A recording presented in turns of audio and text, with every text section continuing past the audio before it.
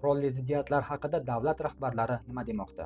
Vladimir Putin Ukraina hududida o'tkazilayotgan harbiy operatsiyani hali tugatmoqchi emas.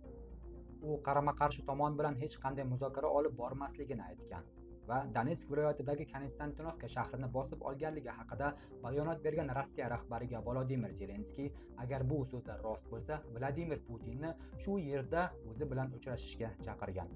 Ukraina sobiq bosh qo'mondoni Valeriy Zaluzhniy holatni kichik yutuqlar bilan baholamaslikni aytgan. Ma'lumot uchun, Zaluzhniy agar Ukrainada prezidentlik saylovi bo'lsa, nomzodini qo'ymoqchi bo'lgan shaxsdir. Erondagi ziddiyatlar fonida oliy rahnamo Mojtaba Xomanaiy otasi uchun qasos olishini yozma bayonotida bildirgan. U marhum otasi Oyatulloh Ali Xomanaiy vafotidan so'ng boshqaruvni qo'lga olgan edi va hanuzgacha ommaga ko'rinish bermagan.